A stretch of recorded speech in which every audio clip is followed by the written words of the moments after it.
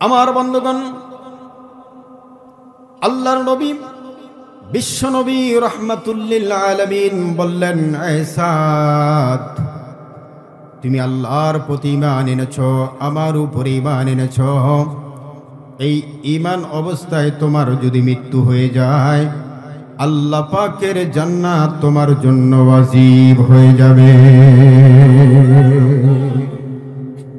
সাদে সালমি বললেন, ইয়া রাসূলুল্লাহ, আমি কালো আর গরীব, এই কারণে কি আল্লাহ পাক আমাকে জান্নাত দেবে না? নবীজি বললেন, সাদ, তুমি আল্লাহর প্রতি ঈমান এনেছো, আমাকে আমার প্রতি ঈমান এনেছো, বিশ্বাস করেছো। এই ঈমান অবস্থায় যদি তোমার মৃত্যু হয়ে যায়, আমি নবী সাক্ষী দিয়ে দিলাম, আল্লাহ তাআলার জান্নাত তোমার জন্য ওয়াজিব হয়ে যাবে। হযরত সাদ সালমি বললেন, তাহলে তো দেখা যায় আমার দাম আছে, কিন্তু ইয়া রাসূলুল্লাহ, আমার আফসোস হলো আমার বিয়ের বয়স পার হয়ে যাচ্ছে, আমার বয়সটা অনেক হয়ে গেছে, বিয়ের বয়স পার হয়ে যাচ্ছে। মদিনার অনেক মেয়েকে বিবাহ করার প্রস্তাব দিলাম, আমি কালো আর গরিব বলে মদিনার মুসলমানেরা তার মেয়েকে আমার সাথে বিবাহ দেয় না। আল্লাহর নবী বললেন, সাদ, অনেক লোকের কাছে প্রস্তাব দিয়েছ। হযরত সাদ সালমি বললেন, ইয়া রাসূলুল্লাহ, মদিনার অনেক মেয়েকে বিবাহ করার জন্য প্রস্তাব দিয়েছে, কিন্তু আমি কালো আর গরিব বলে আমার প্রস্তাবকে প্রত্যাখ্যান করে দেয়। নবীজি উক্ত মজলিসের মধ্যে তাকাইলেন, একজন সাহাবীর দিকে লক্ষ্য করলেন। নবীজি অনেক তালাশ করলেন, কিন্তু ওই সাহাবীকে উক্ত মজলিসের মধ্যে নবীজি পাইলেন না। না পাওয়ার কারণে হযরত সাদ সালমিকে ডাক দিয়ে বললেন, রে সাদ, আমার ওই সাহাবী এই মজলিসের মধ্যে নাই, থাকলে আমি নবী নিজে তাকে প্রস্তাব দিয়ে দিতাম তার মেয়েকে বিবাহ করার জন্য। যেহেতু উক্ত মজলিসের মধ্যে নাই, তুমি চলে যাও, আমার পক্ষ থেকে চলে যাও, তার বাড়িতে যাও, যাওয়ার পরে বিবাহর প্রস্তাব দাও। শুনেছি তার একজন কন্যা সন্তান আছে, তার একজন কন্যা সন্তান আছে, শুনেছি, মানুষের মুখে শুনেছি, খুব সুন্দরী। সুন্দর হওয়ার কারণে মদিনার মানুষেরা তাকে টাইটেল দিয়েছে হুরে মদিনা, মদিনার হুরপরি, আমি শুনেছি। সুতরাং ওই সাহাবী যদি আমার এখানে থাকতো, আমি নিজে প্রস্তাব দিতাম। যেহেতু নাই, তুমি আমার পক্ষ থেকে চলে যাও প্রস্তাব নিয়ে। সাহাবীর নাম কিতাবের মধ্যে আসছে, ভালো করে মনে রাখবেন, আমর ইবনে ওয়াহাব সাকাফি রাদিয়াল্লাহু তাআলা আনহু। সুবহানাল্লাহ বলেন। এই সাহাবীটা মদিনার একজন শিল্পপতি ছিলেন, চৌধুরী মানুষ ছিলেন, ধনাঢ্য মানুষ ছিলেন, আবার মেয়েও আবার সুন্দরী। হুরে মদিনা তার মেয়ে, মদিনার সবচেয়ে ফার্স্ট ক্লাস সুন্দর। আর নবীজি কার সাথে বিবাহের জন্য প্রস্তাব পাঠিয়ে দিলেন? যিনি কালো গরিব, কালো আর গরিব বলে মদিনার কোনো মানুষই তাকে, তার মেয়েকে তার সাথে বিবাহ দিতে চায় না। অথচ নবীজি সাল্লাল্লাহু আলাইহি সাল্লাম একজন কালো আর গরিব সাহাবীকে আমর ইবনে ওয়াহাব সাকাফির বাড়ির দিকে পাঠিয়ে দিলেন বিবাহের প্রস্তাব। আমার ভাইরাম, হযরত সাদ সালমি মনের মধ্যে বড় আশা আকাঙ্ক্ষা নিয়ে নবীজি পাঠাইছে। নবীজির সাহাবীর কাছে যখন প্রস্তাবটা দেব, অবশ্যই প্রস্তাবটা গ্রহণ করবে। কারণ আমার আপনার মতন ইমানদার না যে হুজুররা বাড়ির উপর গেলে কিছু চাইলে আমরা ধমক দিয়ে সরাই দেবে, এরকম সাহাবায়ে কেরামদের খাসলত ছিল না। আমার বন্ধুগণ, সাদ সালমি মনের মধ্যে বড় আশা আকাঙ্ক্ষা নিয়ে হযরত আমর ইবনে ওয়াহাব সাকাফির বাড়ির দরজার সামনে চলে গেলেন। যাওয়ার পরে বললেন, আসসালামু আলাইকুম ওয়া রাহমাতুল্লাহ, বাড়িতে আছেন কি? ভিতরে থেকে ওয়া আলাইকুম আসসালাম বলে সালামের জবাব দিয়ে বললেন, তুমি কে? বললেন, আমি সাদ সালমি এসেছি। কেন এসেছো? কোথায় থেকে এসেছো? বললেন, আনা মিন রাসূলিল্লাহি সাল্লাল্লাহু আলাইহি ওয়াসাল্লাম, আমি রাসূলের দরবার থেকে ডাইরেক্ট আপনার বাড়িতে এসেছি। আমর ইবনে ওয়াহাব সাকাফি বললেন, কেন এসেছো? সাদ সালমি বললেন, আপনার মেয়ে সুন্দরীকে বিবাহ করার জন্য প্রস্তাব নিয়ে এসেছি। আপনার মেয়ে সুন্দরীকে বিবাহ করার জন্য প্রস্তাব নিয়ে আসছে। আমর ইবনে ওয়াহাব সাকাফি লক্ষ্য করে দেখলেন সাদ সালমি অত্যন্ত কালো, আবার গরিব। এই বলে বললেন, না না, তোমার সাথে আমার মেয়েকে আমি বিবাহ দিতে পারবো না। এই বলে প্রস্তাবটা প্রত্যাখ্যান করে দিলেন, না করে দিলেন, ফিরিয়ে দিলেন। সাদ সালমি তখন ফিরে আসবে, আসার সময় আমর ইবনে ওয়াহাব সাকাফিকে ডেকে ডেকে বললেন, দিলে দেন না দিলে নাই, আল্লাহর নবী বলেছেন আমি জান্নাতি, আপনার মেয়ে না দিলে কি হবে? জান্নাতের হুরপুরি আমার জন্য অপেক্ষায় আছে। আপনার মেয়ে না দিলে কি হবে? জান্নাতের হুরপুরি আমার জন্য অপেক্ষায় আছে। এই বলে চলে আসেন। ভিতর থেকে আমর ইবনে ওয়াহাব সাকাফির কন্যা তাদের কথাপতন শুনে নিয়েছে। আল্লাহর নবীর সাহাবী, পাঠানো সাহাবী সাদ সালমি চলে আসতেছেন। মেয়েটা ভিতর থেকে বাবাকে ডাক দিয়ে বললেন, ইয়া আবি আন্নাজা আন্নাজা আন্নাজা, হে বাবা, আপনি নিজেকে রক্ষা করুন, আপনি নিজেকে রক্ষা করুন। বাবাই ডাক দিয়ে বললেন, মেয়ে তুমি কি বলতে চাও? আমি কেন নিজেকে রক্ষা করব? এবার মেয়ে বললেন, আব্বা আপনি তো বুঝতে পারেন নাই, ওই সাহাবীকে আল্লাহর নবী পাঠিয়েছিলেন আমাকে বিবাহ করার জন্য। আল্লাহর নবীকে ওই সাহাবী পাঠিয়েছিলেন, আল্লাহর নবীর পক্ষ থেকে সাহাবী আমাকে বিবাহ করার জন্য এসেছিলেন। ওই সাহাবী যদি ফেরত চলে যায়, আল্লাহর নবী আপনার উপরে নারাজ হয়ে যাবে। আর নবীজি যার উপরে নারাজ হয়ে যায়, মহান আল্লাহ তার উপরে নারাজ হয়ে যায়। আর আল্লাহ যার উপরে নারাজ হয়ে যায়, তার বিরুদ্ধে কোরআনের আয়াত নাযিল হইতে বেশি দেরি হয় না। আয়াত নাযিল হওয়ার আগে দৌড় দেন, রাসূলের দরবারে দৌড় দেন। সাহাবা ইকরাম রাসূলের কেমন আশিক ছিলেন দেখেন। আমরা তো আশিক রাসূল অনেকেই দাবি করি, অনেকেই বলে আশিক রাসূল আমরা, কিন্তু আশিক রাসূলটা বাস্তবে প্রমাণ করা বড় কঠিন। কথা বলেন ঠিক কিনা? আমর ইবনে ওয়াহাব সাকাফি মনে মনে চিন্তা করলেন, মারে আমি তো এটা চিন্তা করি নাই যে রাসূল ওই সাহাবীকে পাঠিয়েছিলেন। আমি মনে করেছি নবীজির দরবার থেকে ডাইরেক্ট এসে বিয়ার প্রস্তাব দিয়েছে, আমি এটা মনে করেছি মা। এই বলে আমর ইবনে ওয়াহাব সাকাফি নবীজির দরবারে দৌড় দেবে, নবীজির দিকে চলে যাবে, নবীজির কাছে যাবে, মাফ চাবে। যাওয়ার আগে মেয়েকে পরীক্ষার জন্য বললেন, মা তুমি কিন্তু ছেলেকে দেখো নাই, খুব কালো, একেবারেই দেখতে বেচ্ছিরি, তারপরে আবার গরিব, তোমার ভরণ পোষণ কিন্তু করতে পারবে না। আমি যে যাব, কিন্তু তুমি তো ছেলেকে দেখোনি, ছেলে অত্যন্ত কালো, আবার গরিব, তোমার ভরণ পোষণ করতে পারবে না।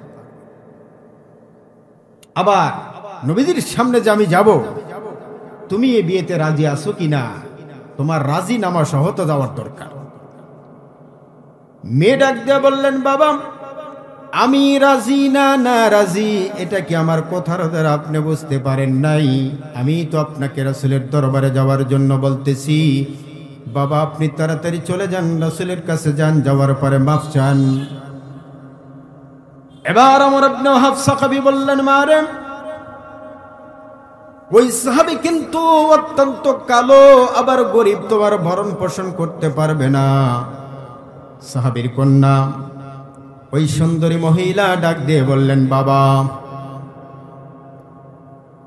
আল্লাহর নবী, বিশ্ব নবী, রহমাতুল লিল আলামিন, যেই ছেলেকে আমার জন্য চয়েস করেছেন ওই ছেলেকে যদি স্বামী হিসাবে গ্রহণ করে নিতে পারি, কালো হওয়ার কারণে দুনিয়ার জীবনে হয়তো চোখের তৃপ্তি একটু কম হতে পারে। ধন সম্পদ না থাকলে, ধন সম্পদ কম হইলে দুনিয়ার জীবনে হয়তো একটু কষ্ট হবে, কিন্তু আল্লাহর নবী বলেছেন ওই ছেলেটা জান্নাতি হবে।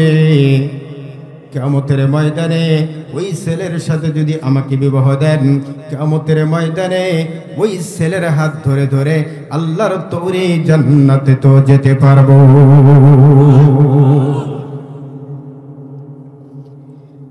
এবার আমর ইবনে ওয়াহাব সাকাফি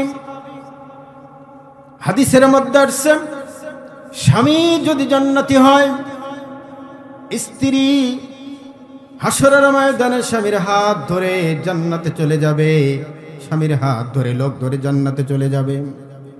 আমর ইবনে ওয়াহাব সাকাফি দৌড় দিলেন, রাসূলের দরবারে গেলেন, যাওয়ার পরে বললেন, ইয়া রাসূলুল্লাহ, ইয়া হাবিবাল্লাহ, হুজুর আমি বুঝতে পারি নাই আপনি কি সাদে সালমিকে পাঠিয়েছিলেন? বললেন, হ্যাঁ পাঠিয়েছি। ইয়া রাসূলুল্লাহ, আমি বুঝতে পারি নাই, আমাকে মাফ করে দেন। ওগো নবীজি, আমার মেয়ের রাজিনামা সহ আমি উপস্থিত হয়ে গেছি, আমার মেয়েও রাজি, আমিও রাজি, আপনি বিয়ে দিয়ে দেন। সুবহানাল্লাহ বলেন। কিতাবের মধ্যে আসছে, মুসলমান আল্লাহর নবী বিশ্ব নবী ডাক দিয়ে বললেন, রে সাদ, ভালো বাড়ি বিয়ে করবে। আমর ইবনে ওয়াহাব সাকাফি মদিনার একজন শিল্পপতি মানুষ, বেটা চৌধুরী মানুষ, অনেক ধনাঢ্য মানুষ, আবার তার মেয়েও খুব সুন্দরী। মোহর কিন্তু তোমার বেশি দিতে হবে। কি বেশি দিতে হবে? মোহর কিন্তু বেশি দিতে হবে। সাদে সালমি বললেন, ইয়া রাসূলুল্লাহ, কত দিতে হবে? নবীজি ডাক দিয়া বললেন, রে সাদ, ধনাঢ্য মানুষ, তারপরে তার কন্যাও সুন্দর, 400 মোহর দিতে হবে, 400 দিরহাম দিতে হবে। হযরত সাদে সালমি চোখের পানি ফেলায় বললেন, ইয়া রাসূলুল্লাহ, 400 মোহর দেব দূরের কথা, আমার পকেটের মধ্যে একটাও দিরহাম নাই। নবীজি ডাক দিয়ে বললেন, রে সাদ, বিয়ে হয়ে যাক, টাকার ব্যবস্থা হয়ে যাবে। আল্লাহর নবী নিজে ওকালতি করে কালো সাহাবীর সাথে ওই মদিনার হুর পরীকে আমর ইবনে ওয়াহাব সাকাফির কন্যাকে বিবাহ দিয়ে দিলেন। বিবাহ দেওয়ার পরে আল্লাহর নবী বললেন, এবার মোহর দেওয়ার দরকার। রে সাদ, তুমি এবার চলে যাও, আমার একজন ধনাঢ্য সাহাবী আছে, ওই সাহাবীর নামটা হল হযরত ওসমান গনি। গনি মানে ধনী। গনি মানে কি? ধনী। ধনীর সার্টিফিকেট একমাত্র আল্লাহ পাক রব্বুল আলামিনের জন্যই খাটে। আল্লাহ পাক রব্বুল আলামিন পবিত্র কোরআনুল কারীমের মধ্যে বলেন, আনা গনিয়্যুন ওয়া আনতুমুল ফুকারা। আল্লাহ নিজে বলেন, পৃথিবীর মানুষেরা শুনে রাখো, আমি আল্লাহ একমাত্র ধনী, আর পৃথিবীর মধ্যে তোমরা যারা আছো সব হলো ফকির আর গরিব। এটা কার ঘোষণা? আল্লাহর ঘোষণা। কিন্তু ইল্লা ওসমানু গনিয়্যুন, এটা নবীজি হাদিসের মধ্যে বলেছেন, ইল্লা মানে ইস্তেসনা করেছেন, পৃথিবীর সমস্ত মানুষ থেকে আলাদা করে হযরত ওসমানকে গনি, ধনীর সার্টিফিকেট দিয়েছেন। সুবহানাল্লাহ।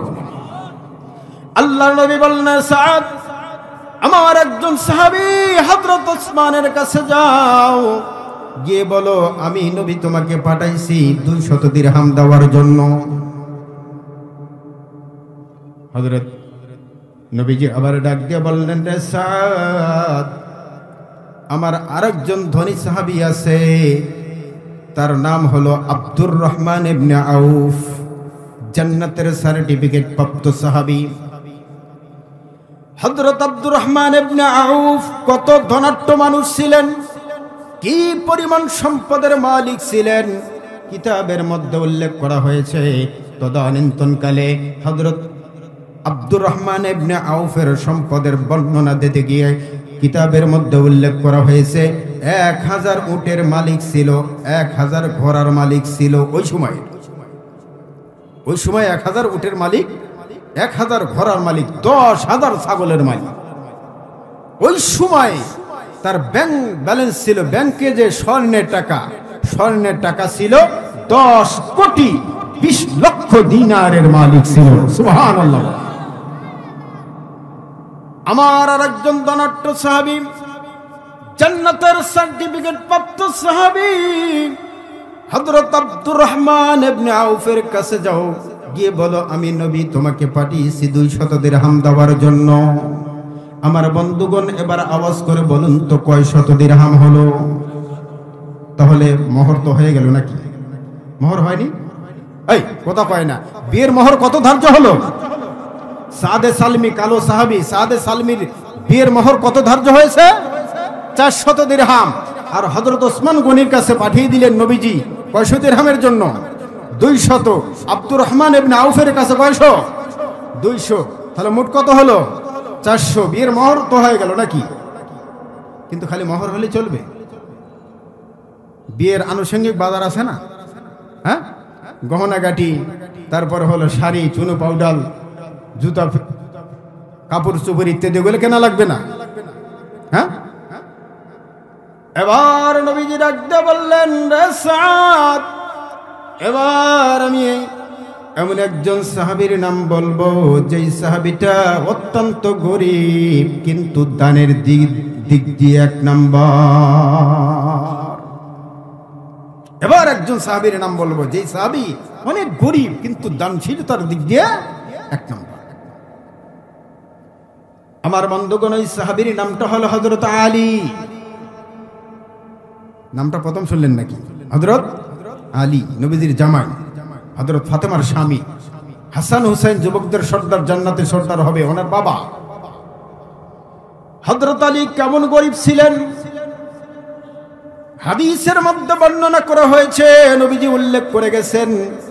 নবীজি দেখেন কোন শীতের রাত্রে একদিন নবীজি লক্ষ্য করে দেখেন হযরত আলী রাস্তা দিয়ে শুধু পায়চারি করতেছে, হাঁটতেছে, এদিক আর সেদিক করতেছে খালি।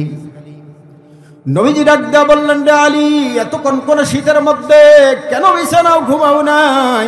কেন হাঁটা চলা করতেছো, পায়চারি করতেছো?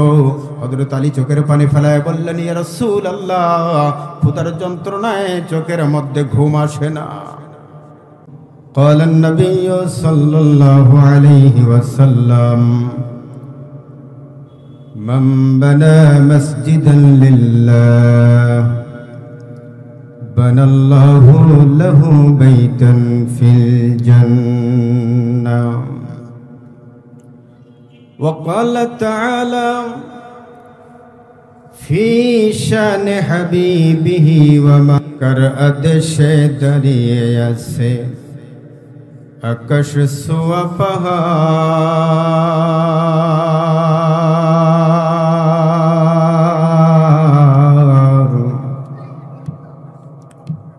বনের পশু পাক পাকলি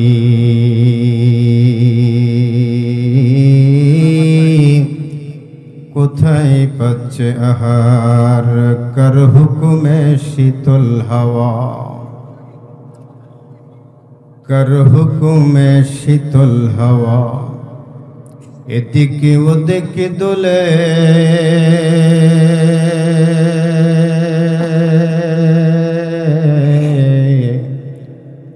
কোন ক্ষমতায় ক্ষুদ্র দানা মাটি ফেটে ওঠে? কর আদেশে সকাল বেলা, কর আদেশে সকাল বেলা সূর্য ওঠে পূবে।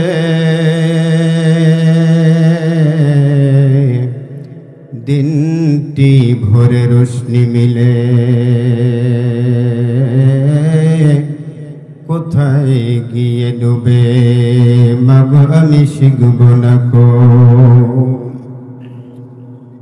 মাগো আমি শিখব না কো हट्टी मटिमटी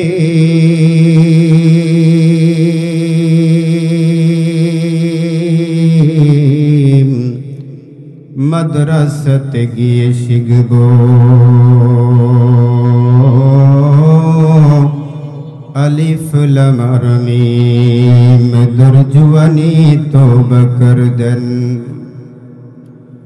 दरजुआनी तौबा कर दन सवाए पैगंबरी वक्त पीरे गुर्गे जालिम मिशहद परहेज़गरी ला इलाहा इल्लल्लाह। जुबान खोले ला इलाहा इल्लल्लाह ला इलाहा इल्लल्लाह। একটু জবান খুলে দেন, একটু জবান খুলে দেন। আল্লাহকে শোনাবার উদ্দেশ্যে, আল্লাহকে সন্তুষ্ট করার উদ্দেশ্যে সকলে জবান খুলে দেন। ইল্লাল্লাহু ইল্লাল্লাহু ইল্লাল্লাহ লা ইলাহা ইল্লাল্লাহ লা ইলাহা।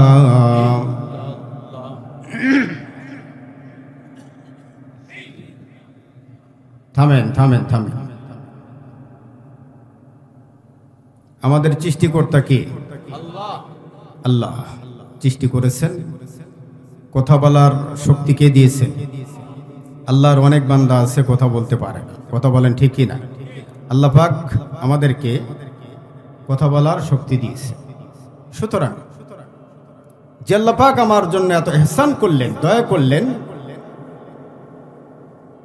অনেক আল্লাহর বান্দারা আছে তারা কথা বলতে পারে না, ইশারা ইঙ্গিতে মানুষকে বোঝায় কি বোঝাইতে চাচ্ছে। সুতরাং যে আল্লাহ আমাকে কথা বলার শক্তি দিয়েছেন, ওই আল্লাহর জিকির আমরা উচ্চ আওয়াজে আল্লাহকে সন্তুষ্ট করার জন্য করবো ইনশাআল্লাহ। সকলে জবান খুলে দিই, লা ইলাহা ইল্লাল্লাহ।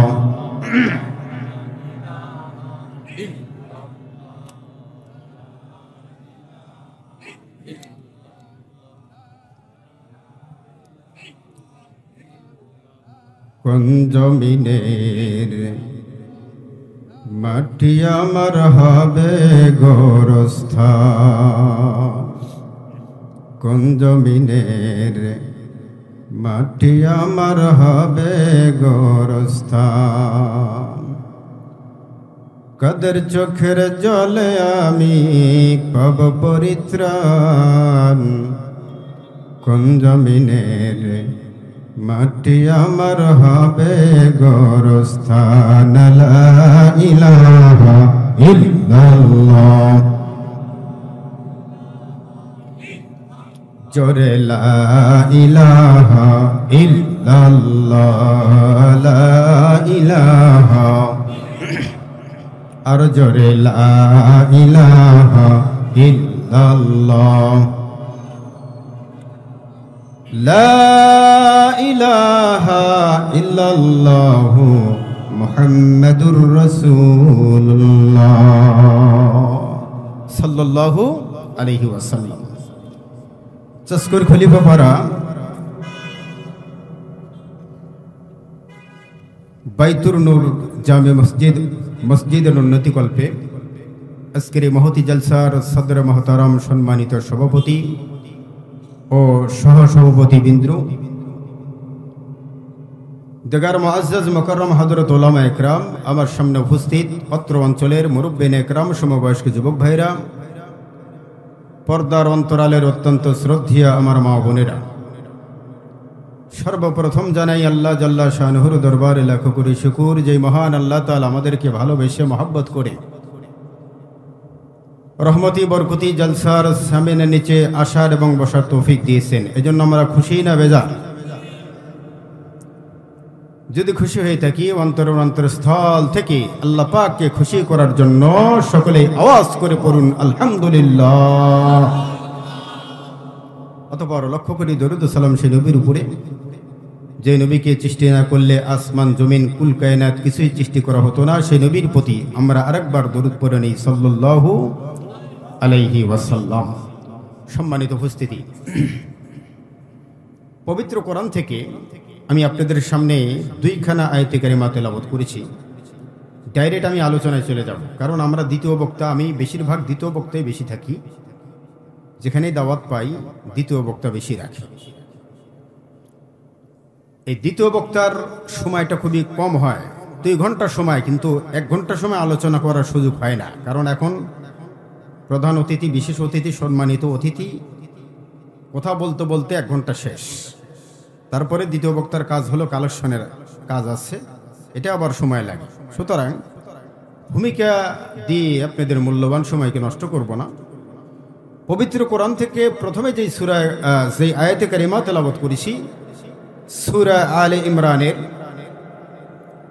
31 নম্বর আয়াত আপনাদের সামনে তেলাওয়াত করেছি, এবং দ্বিতীয় যেই আয়াতে কারিমা আপনাদের সামনে তেলাওয়াত করেছি সূরাতুল হুজুরাত, সূরা হুজুরাত থেকে 15 নম্বর আয়াতে কারিমা আপনাদের সামনে তেলাওয়াত করেছি।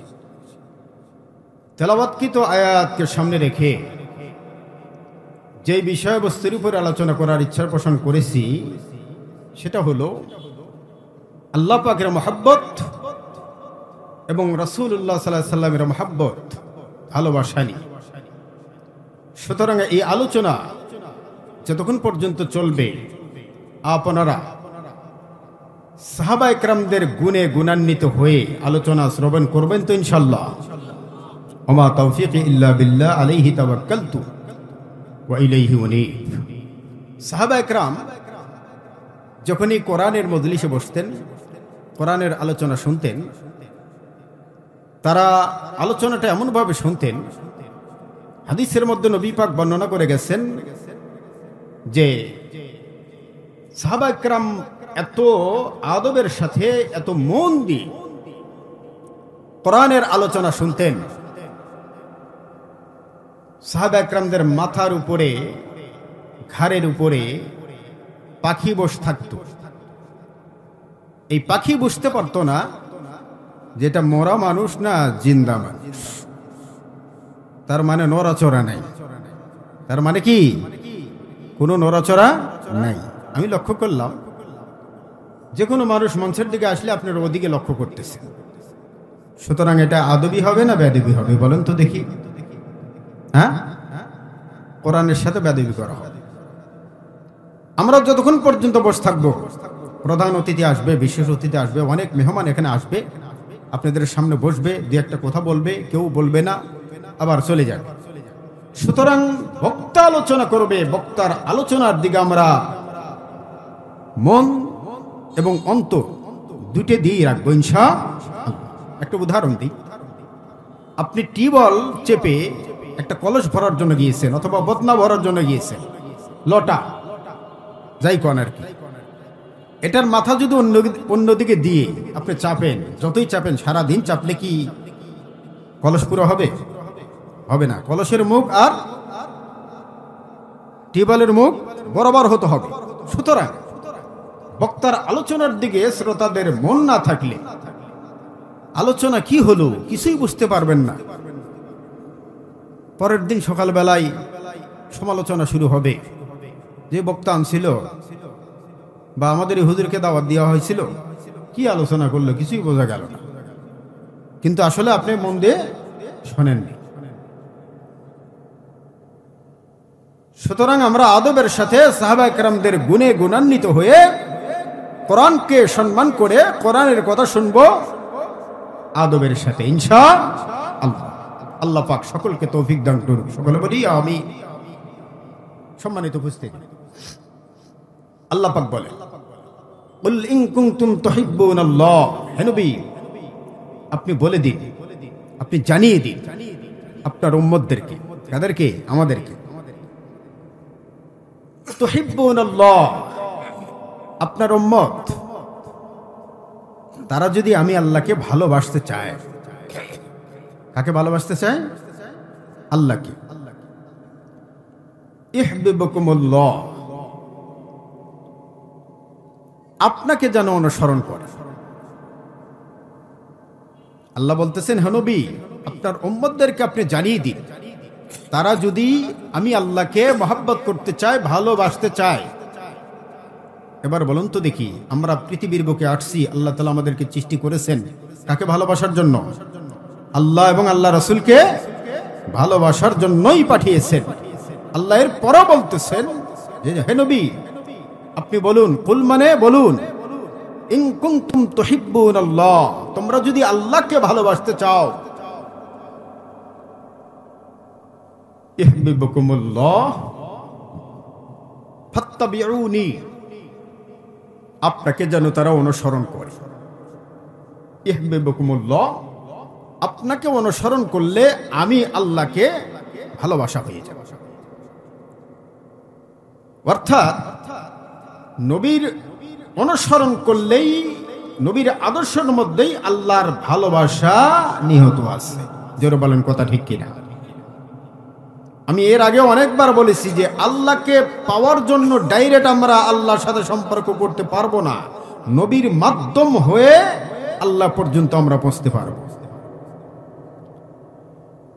আমার বন্ধুগণ, এরপরে আল্লাহ পাক রব্বুল আলামিন বলেন ওয়ায়াগফির লাকুম যুনুবাকুম ওয়াল্লাহু গফুরুর রহিম।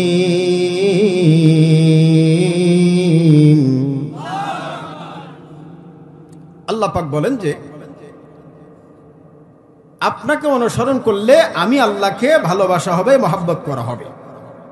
আর যারা এই কাজটা করবে ওয়ায়াগফির লাকুম যুনুবাকুম, তাদের জীবনের সব গুনাহ আমি আল্লাহ মাফ করে দেব। আল্লাহু গফুরুর রহিম, আর আল্লাহ তাআলা অত্যন্ত ক্ষমাশীল এবং দয়ালু। আল্লাহর দয়ার কোনো তুলনা আছে? কথা বলেন, আছে?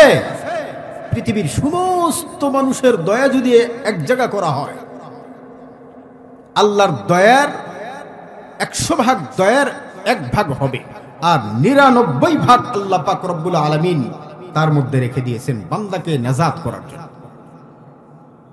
এত সুন্দর সুসংবাদ শোনার পরে সুবহানাল্লাহ কয় না? 100 ভাগ দয়ার মধ্যে 99 ভাগ 18,000 মাখলুকাত, মা বাবা, পৃথিবীর সমস্ত মানুষের মধ্যে বন্টন করে দেওয়া হয়েছে।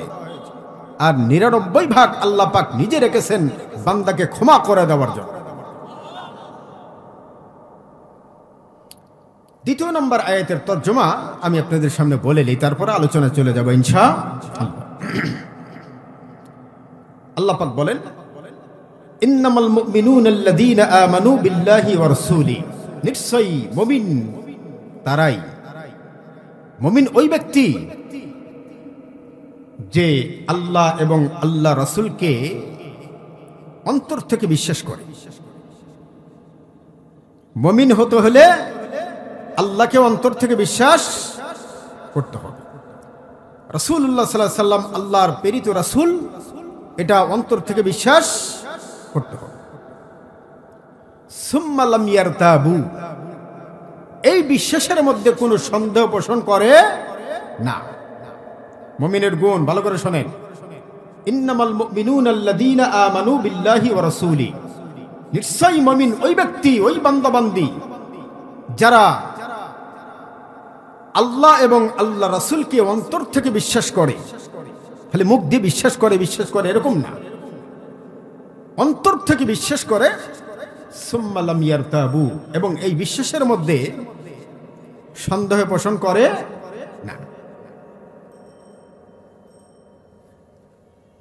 আল্লাহ পাক এরপরে বলেন ওয়াজাহাদু বিআমওয়ালিহিম ওয়া আনফুসিহিম ফি সাবিলিল্লাহ, এবং মুমিন ওই ব্যক্তি যারা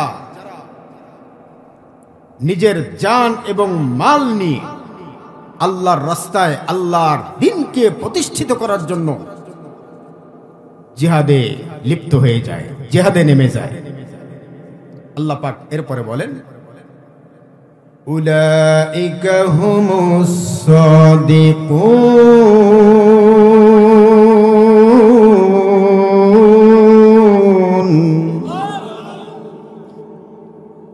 আল্লাহ পাক রব্বুল আলামিন বলেন মুমিন ওই ব্যক্তি, নিশ্চয় মুমিন ওই ব্যক্তি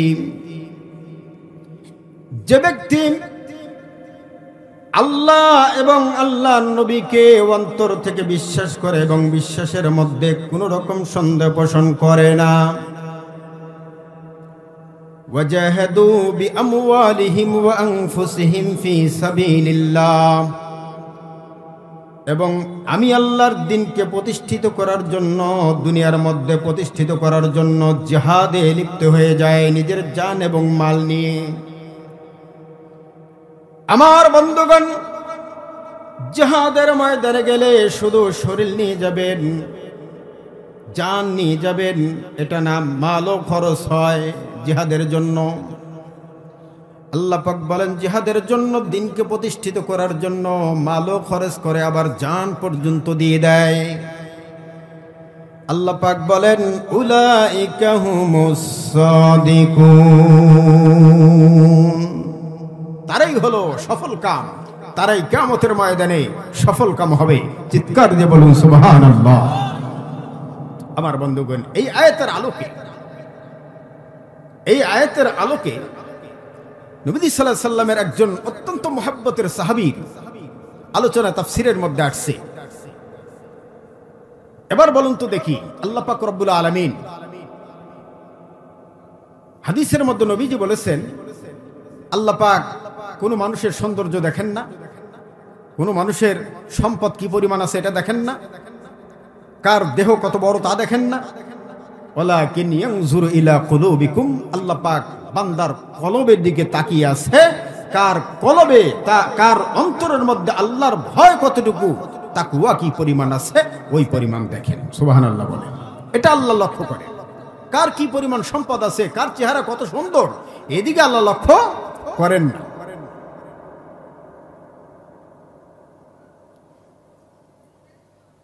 তাফসীরের কিতাবের মধ্যে তিনজন কালো ব্যক্তির নাম উল্লেখ আছে। রাসূলুল্লাহ সাল্লাল্লাহু আলাইহি সাল্লাম উল্লেখ করেছেন, এই তিন কালো আল্লাহ পাকের কাছে অত্যন্ত দামি। তার মধ্যে এক নম্বর কালো হলো লোকমান হাকিম। সুবহানাল্লাহ। যে লোকমান হাকিম নামে একটা সূরা, লোকমান হাকিমের নামে একটা সূরাই আল্লাহ তাআলা নামকরণ করেছে। কত বড় মর্যাদাবান মানুষ!